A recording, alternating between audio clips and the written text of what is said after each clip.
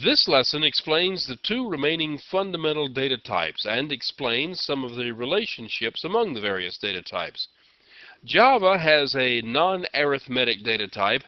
It can only take on one of two values. It's the Boolean data type and is always set to either true or false.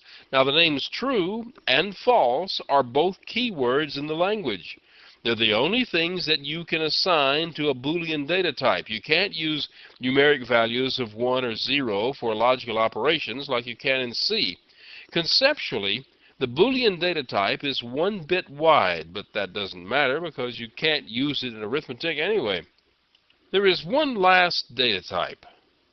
You can actually argue that it's not one of the data types of Java. All it can do is hold the address of an object.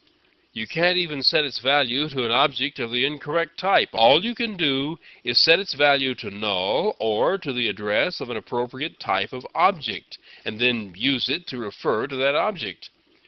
Whenever you declare a data item, whether it's inside or outside of a method, and you don't specify an initial value for it, Java initializes it for you.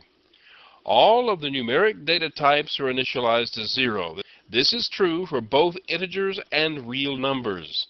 The Boolean data types are initialized to false. Unless you specify the address of an object to be stored in them, all references are initially set to null. Null is another keyword of the Java language.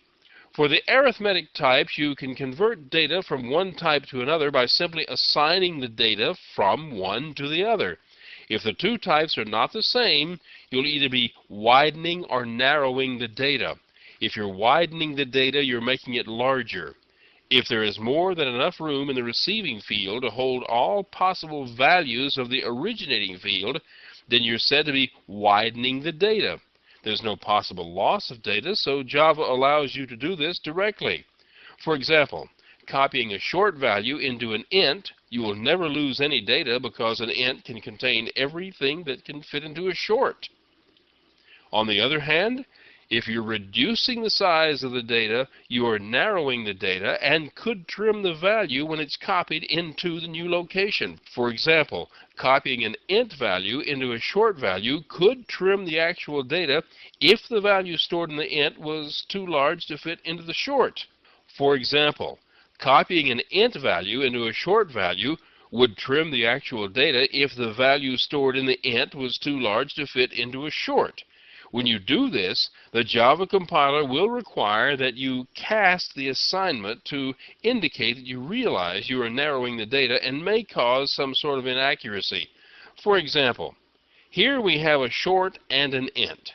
Notice that the value from the short to the int can be copied without any special notation, but the copy from the int into the short requires that you precede the source of the data with a cast, which means that you are forcing the data to be a smaller size. Oh, by the way, if you're not sure, you don't have to worry about using a cast.